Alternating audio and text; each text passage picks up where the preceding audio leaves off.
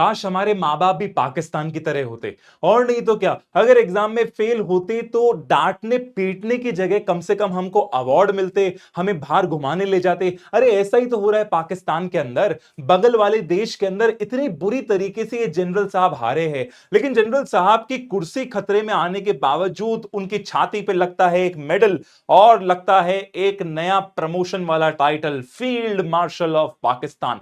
60 साल बाद किसी पाकिस्तानी जनरल को यह अवार्ड मिला है, एक बहुत ही बड़ा अवार्ड। और ये बड़े आश्चर्य की बात है कि अवार्ड मिला है डिफीटिस्तान बनने पर। इतनी बुरी तरीके से ऑपरेशन सिंदूर के अंदर हारे, लेकिन पाकिस्तान तो नैरेटिव ही अलग चला रहा है। पाकिस्तान ने कहा कि हमने बनियान अल चड्डी वाला जो ऑपरेशन चलाया था, उसके अंदर हमने भारत के ऑपरेशन सिंदूर को पूरी तरीके से फेल कर दिया, और यहां पर सिर्फ और सिर्फ आसिम मुनीर की जो पूरी जिम्मेदारी थी उन्होंने बखूबी निभाया और भारत को धूल चटा दी। एक बार नजर डालते हैं इन जनाब की, इस जिहादी जनरल, सॉरी फील्ड मार्शल, अब तो इनके अचीवमेंट्स पे। अचीवमेंट नंबर 1, ये देखिए, सबसे बड़ा अचीवमेंट कि इन्होंने 9 टेरर हेडक्वार्टर्स को पूरी तरीके से प्रोटेक्ट करा।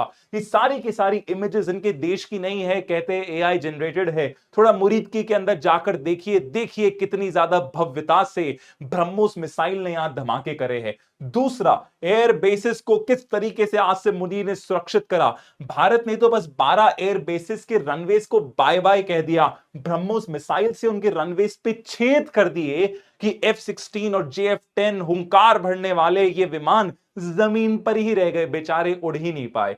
तीसरा बड़ा अचीवमेंट दिखाते हैं कि पाकिस्तान का नेशनल एयर डिफेंस सिस्टम ने भारत की सारी मिसाइलों को गिरा दिया, बिल्कुल। और ये चाइनीज एयर डिफेंस सिस्टम था, बिल्कुल एक बच्चे की तरह गहरी नींद के अंदर सो रहा था। इसने अपना काम बखूबी करा, सोते हुए करा। कोई हैक करने की जरूरत नहीं पड़ी। जब चला ही नहीं तो कैसे डिफेंड करेगा एयर स्पेस को। और ये इतना बड़ा अचीवमेंट है जनरल साहब का। इतना ही नहीं कि जो PL-15 मिसाइल है चाइनीज हार्डवेयर ने, उसने राफेल विमान को गिरा दिया, और भी कई सारे अचीवमेंट करे। बस थोड़ी नजर पंजाब की तरफ डालने को है, वहां पर आपको एक खेतों में गिरी हुई PL-15 का पुर्जे दिख जाएंगे, इंटैक्ट मिसाइल दिख जाएंगे। दिख रही है कितनी ज्यादा खौफनाक मिसाइल है। और एक और अचीवमेंट देखिए, 5 से 7 फाइटर जेट्स, 400 से ज्यादा ड्रोन्स गिराए गए। अरे हिंदुस्तान के नहीं बल्कि ये कैजुअलिटी फिगर है, पाकिस्तान का इतना बड़ा नुकसान हुआ। 400 से ज्यादा स्वॉर्म ड्रोन्स उन्होंने अमृतसर जैसी होली सिटी पर भी भेजे थे, लेकिन सब कैमरा में कैप्चर हो गया 21st सेंचुरी के अंदर कि कैसे ये पूरी तरीके से फेल हो गए। और फाइटर जेट्स का सबूत तो खुद पाकिस्तान के एयरफोर्स रिटायर्ड चीफ ने दिया है, जहां पर बोला है कि बोलारी एयरबेस के अंदर ये जो छेद हुआ, इसमें एवैक्स विमान खड़ा था पाकिस्तान का, years and eyes in the sky, उसको पूरी तरीके से मार दिया, नष्ट कर दिया हिंदुस्तानी सेना ने।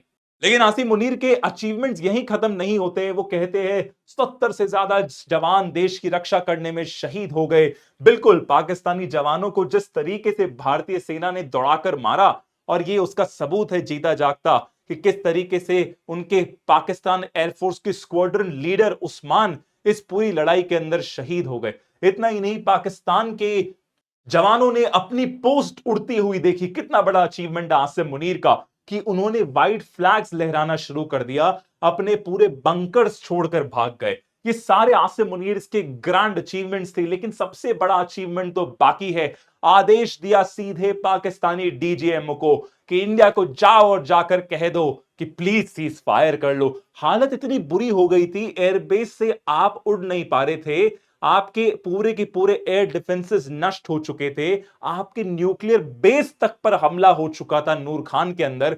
पूरी दुनिया के अंदर ग्लोबल कम्युनिटी में घंटी बज चुकी थी कि अब तो पाकिस्तान का दी एंड आ गया है। और फिर तो क्या, हर बार की तरह पाकिस्तान हारने के कगार पर पूरी दुनिया को न्यूक्लियर वेपन का डर दिखाकर भारत के सामने भीख मांगने लग गया। 3:30 फोन कॉल होता है दोनों DGMO की तरफ। ये महाशय कहते हैं कि जंग रोक दो। इंडियन सेना, हमारे DGMO क्या कहते हैं, अरे जंग तो शुरू कहां हुई, इसे जंग कहते हो क्या?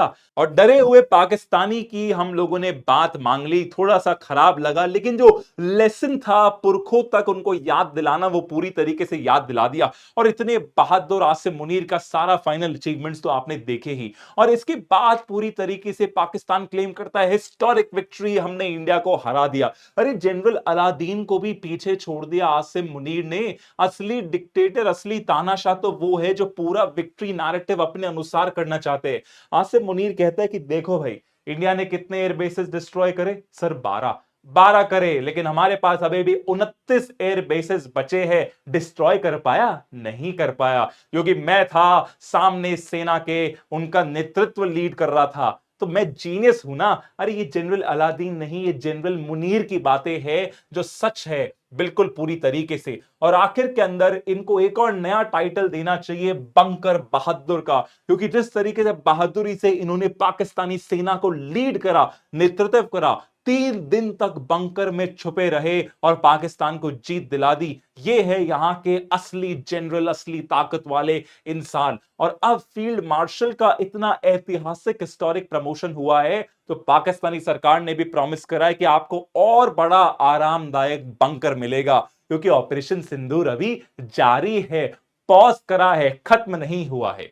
और अपने आप को मेडल पहनाने की ये परंपरा पुरानी है, कहने को तो सिविलियन गवर्नमेंट शहबाज शरीफ ने दिया है, लेकिन शहबाज शरीफ तो इनके हाथ की कठपुतली है, इनका पिट्ठू है, किसी भी तरीके का काम वो उससे करा सकते हैं। और उनकी इंस्पिरेशन आती है इस इंसान से, अयूब खान से। पुरानी परंपरा है, अयूब खान खुद एक डेमोक्रेटिकली इलेक्टेड गवर्नमेंट को हटाकर सत्ता पर काबिज हो जाते हैं, धीरे धीरे प्रमोशन पाकर आर्मी चीफ बन जाते हैं, और फाइनली खुद को, अपने आप को ही फील्ड मार्शल का बिल्कुल दर्जा दे देते हैं कि मरने से पहले मैं अमर हो जाऊंगा। तो आसिम मुनीर ने कहा यार मैं इस प्लान के अंदर पीछे कैसे रहूं, इससे बड़ी विक्ट्री क्या हो सकती है कि बिल्कुल हारी हुई फौज के सरदार को मैं फिर से जिंदा करने की कोशिश करूं, पर्सनल ग्लोरी करूं, क्योंकि ये पूरी बुरी तरीके से पाकिस्तान की हार दुनिया के सामने है। यहां तक कि New York Times, CNN, Washington Post, इन सब पाकिस्तानी प्रेमी अखबारों, पत्रकारों तक ने पाकिस्तान को एक्सपोज कर दिया।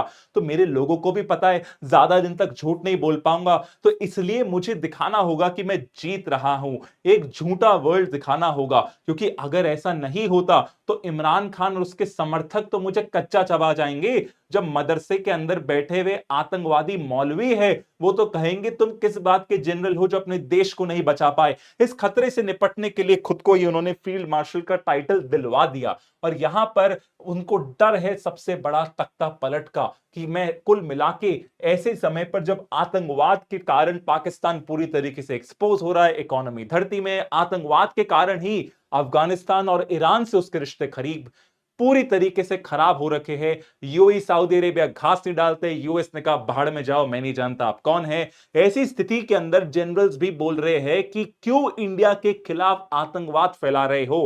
फौज बोल रही है बलूचिस्तान में तो देखो हाथ से निकल गया है वो पूरी तरीके से, रात को 10 बजे बाद पूरी तरीके से हाईवे बंद है, सरकार कह देती है तुम्हारी सुरक्षा तुम देखो। जब बलूचिस्तान के अंदर जाफर एक्सप्रेस के अंदर मिलिट्री ट्रेन को ही हाईजैक कर लिया जाता है, तो जनरल साहब का भी अगला नंबर हो सकता है। इससे वो काफी ज्यादा डरे हुए हैं अपने ही लोगों से, कहीं ये लोग ही मेरे खिलाफ तख्ता पलट नहीं कर दे, क्योंकि मैं ऐसे काम कर रहा हूं जिससे पाकिस्तान को तो कोई बेनिफिट नहीं हो रहा। इसलिए अपने आप को सबसे ज्यादा सीनियर जनरल बता दिया, इतिहास के अंदर सिर्फ दूसरी बार। और अयूब खान भी जिस टाइम फील्ड मार्शल बना था, वो उस टाइम आर्मी चीफ नहीं था पाकिस्तानी आर्मी का, लेकिन यहां पर वो पूरी तरीके से कंट्रोल करना चाह रहे हैं अपनी सत्ता को, अपनी सरकार को, इसलिए उन्होंने टाइटल लिया है फील्ड मार्शल का। साथ ही के अंदर वो चीफ ऑफ आर्मी स्टाफ भी बने हुए हैं, क्योंकि डर है भैया इनको कुर्सी छीनने का। और आखिरी में डेलुलु इज द सोलुलु,